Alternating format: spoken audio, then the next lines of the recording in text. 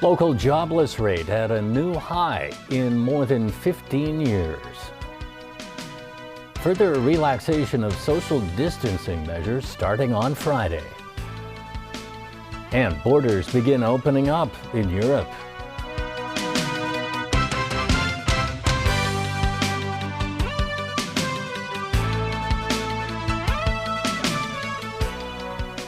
Good evening and welcome to TVB News. Hong Kong's unemployment rate has soared to almost 6%.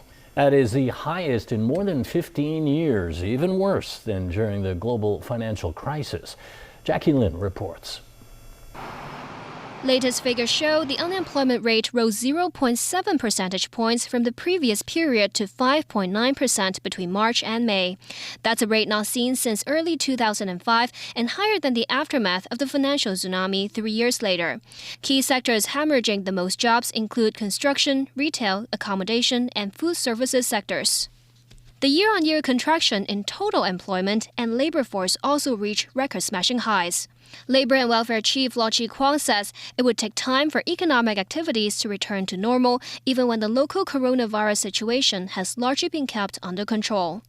Ahead of the statistics released, Chief Executive Carrie Lam meanwhile encouraged people to look on the bright side of things. For sure, the unemployment rate is going to go up, but it is a question of whether the unemployment rate's increase is slowing. Statistics show a decelerated pace of deterioration. She also believes the government support scheme could help staff retention. But economists believe its effectiveness in easing employment woes is limited. For this time, the area that got hit the most is really the service sector.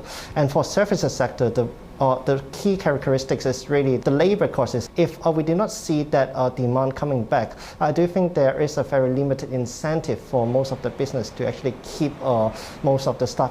And would the cash handout help buoy businesses and cushion the blow?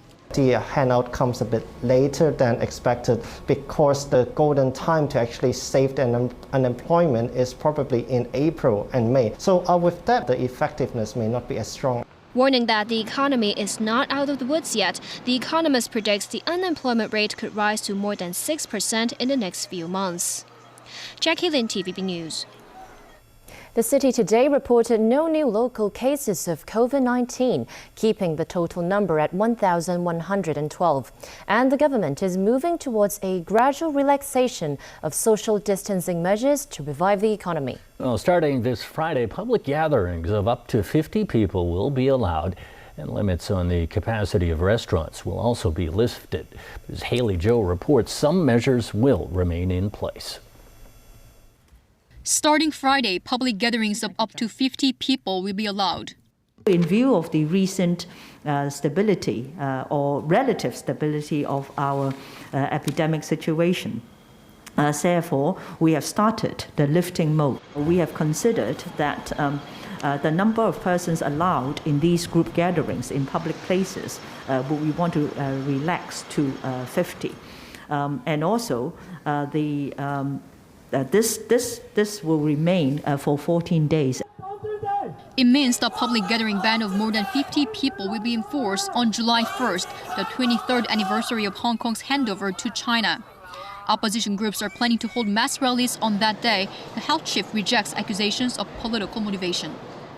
Particularly for circumstances that are beyond our control, for example, public gatherings, very often it is difficult to ensure that everyone would wear a mask. Under those circumstances, the risk would be high. There is no political consideration. Apart from relaxing the public gathering ban, capacity limits for restaurants, as well as restrictions on the number of people at each table will be lifted. But tables must still be kept 1.5 meters apart. The maximum number of people allowed in some venues, such as karaoke rooms and fitness classes, will be raised to 16 each. In bars and pubs, the number of people allowed at each table will be raised to 8, double the existing figure. Wedding banquets can also resume from Friday. Haley Zhou, TVB News. Well, starting today, Macau residents entering Zhuhai with verified electronic health codes are exempted from medical observations. There's word Hong Kong's version of the code is ready, but lawmakers say the prices users need to pay are too high. Some Macau residents are really happy about the relaxation of border control, including this man who owns a company in Zhuhai. He says, "I've been looking forward to this moment because my customers have been waiting for me." Starting today, a daily quota of 1,000 entrants is in force in Zhuhai for Macau residents holding verified electronic health codes, proving they do not have a fever or respiratory symptoms. They must show special needs to deal with commerce or public affairs and have no recent travel history except for Macau and the mainland. Meanwhile, some cross-border or single-parent families torn between Hong Kong and the mainland are affected by border controls or quarantine measures. When will Hong Kong have our own version of health code? You will see that the COVID-19 virus is very persistent, and that is something new to all governments. Now, the technical aspects are being discussed, and we are having a close discussion with the various governments. However, before getting a health code, users will have to pay $1,500 to $3,000 for saliva tests, which can only be done at private hospitals and laboratories. Compared with Macau, Shenzhen, the cost of the tests in Hong Kong is few times expensive. So it is very unreasonable, and most of the people think that they can't afford. But up till now, the government still didn't change their mind. They just want to let all the private sector to do this test. She added the authorities have failed to explain why the prices are so high, adding they should introduce mainland equipment to minimize the costs. Sharon Tang, TVB News. In Beijing, 27 new coronavirus infections were reported yesterday. The Chinese capital has seen over 100 cases since Friday. Dong Yaonie has more on the new round of infections and how the city is combating the challenge. Beijing is in wartime mode against a fresh wave of the coronavirus. This as the city confirmed another 27 COVID-19 infections yesterday, with more than 100 cases documented in 5 days. At least one patient was in critical condition and 2 in serious condition. Following the Xinfadi wholesale food market, where the first and most of these new cases are linked to, 2 more local food markets in Haidian and Xicheng districts have also reported new infections. The capital has locked down some 30 communities in these areas, affecting more than 90,000 people. Origins of the new outbreak remain unknown, but the virus found on chopping boards for imported salmon has raised worries over packaging seafood. However, the World Health Organization didn't find the development a major concern.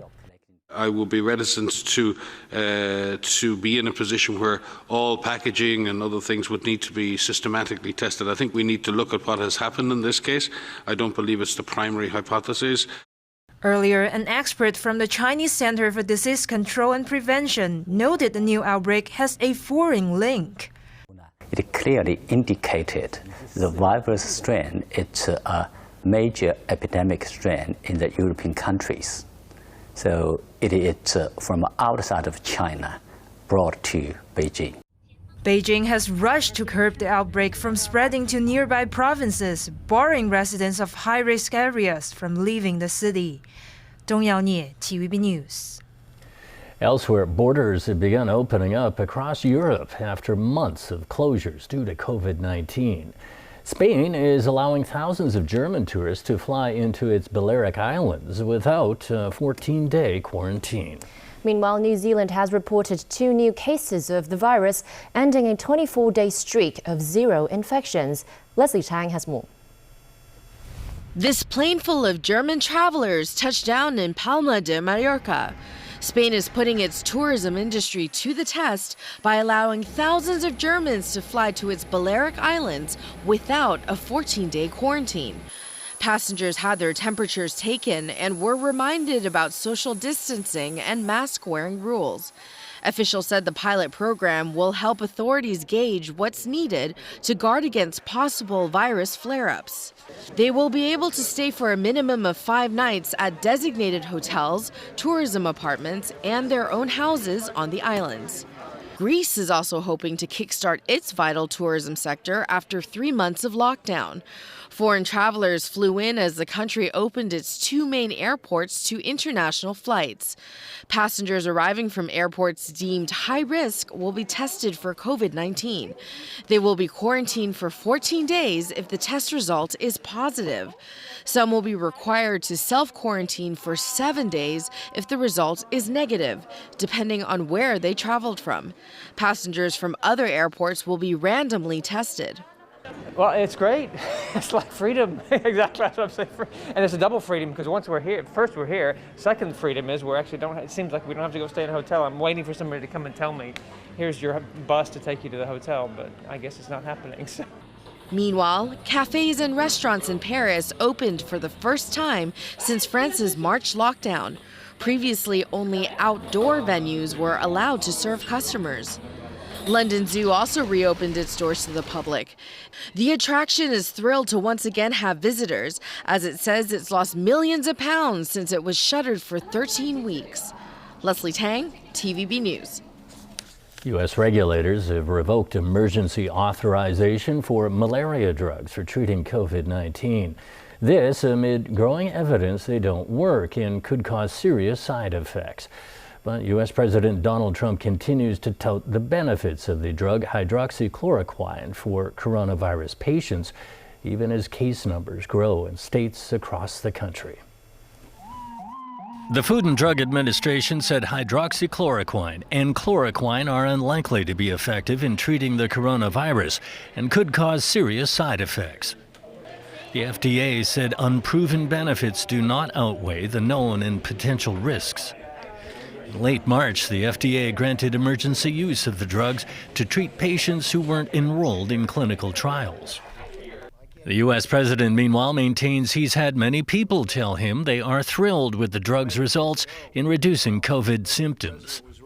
All I know is that we've had some tremendous reports. I've had a lot of people tell me that they think it saved their lives. So, I don't know, but I took it and I felt good about taking it. I don't know if it had an impact, but it certainly didn't hurt me. I feel good. Meanwhile, case numbers are still growing in states across the country as lockdowns are relaxed in hopes of reviving state economies. Many health officials warn without a vaccine, the reopenings could bring on further waves of COVID-19 deaths. But the White House says the recent spike in COVID-19 cases is nowhere near a second wave. I don't deny you're seeing bumps in a bunch of states. I think both Carolinas, Florida, Texas, there may be some other states. California, I think, is showing some bumps. New York, on the other hand, is going the other way, which is reassuring. New York is now entering the third phase of reopening. Up to 25 people can now gather in parts of the state thanks to a continued decline in hospitalizations and the percentage of new positive cases across the state. But New York's governor warns that enforcement of masks and distancing is crucial to success. To the local governments, I say, do your job. Do your job. Local governments are supposed to be enforcing compliance. Compliance is hard. Why? Because people have been cooped up for a long time and they want to do what they want to do. For the fourth time in its history, the Oscars are being postponed. And still ahead on tonight's news, the chief executive asks people not to demonize the national security law to be put in place in Hong Kong. And the U.S. Supreme Court rules civil rights law protects LGBT workers.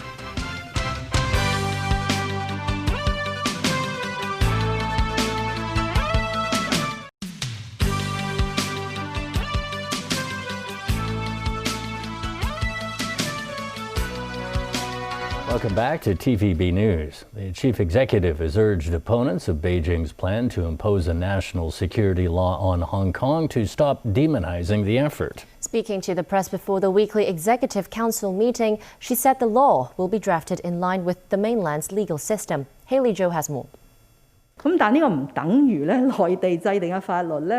This is national law, so it's drafted in line with the mainland system. But then it doesn't mean that the mainland legal system is totally against legal principles that you take very seriously. For the common law system or the mainland law system, they share many common points. And both Mr. Zhang and Mr. Deng have said that there should be no retrospective effect, so you don't need to worry.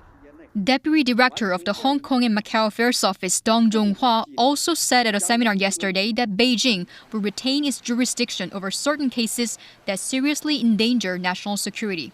It is not possible for me, and not appropriate, because I'm not party to the lawmaking institution, to comment on the individual comments made by my mainland counterparts. Then the CE said there is widespread support for the law. I appeal to those who have been resorting to the same means to demonize and stigmatize such work. I appeal to them to stop. They're pitching themselves against the people of Hong Kong. There is wide support from the community. You know, there's an organization that collected 3 million signatures in 10 days. But there are also widespread concerns from critics who see the national security law to be put in place in Hong Kong as the most serious threat to the city's autonomy and judicial independence. Haley Zhou, TVB News. The Secretary for Justice is warning against abusing the right of private prosecution after some opposition lawmakers exercised that recently. Teresa Jiang today wrote against what she called groundless or frivolous private prosecutions. She said legal bids prompted by improper or political considerations should not be condoned. Jiang added that the Department of Justice has the right to intervene in an unreasonable private prosecution by taking over or withdrawing a charge or applying a permanent stay of proceedings. The Legislative Council Commission has decided that 3 pan-democratic lawmakers who earlier threw foul-smelling liquid in the council should pay for the cleaning fees. Members did throw, objects and liquid, during the meeting on the 28th of May and 4th of June. And I think, it damaged not only the carpet and also some of the clothing of security personnel. The Honourable Hui Jifeng, we will claim about $52,000. And I think the Honourable Chen Jiquan and Zhu Haidik will not be less than $100,000. The U.S. Supreme Court has delivered a watershed victory for LGBT rights. The court has ruled that a landmark civil rights law does protect gay, lesbian and transgender people from discrimination in employment. Under Title VII of the Civil Rights Act of 1964, employers are barred from discriminating against employees on the basis of sex, race, color, national origin and religion. 2 conservative justices joined the court's 4 liberals in the decision, which is the biggest moment for LGBT rights in the U.S. since same-sex marriage were legalized nationwide in 2015. The decision is a defeat for the Trump administration, which argued the law's plain wording compelled a ruling for the employers. That's the news. Thanks for watching. Good night.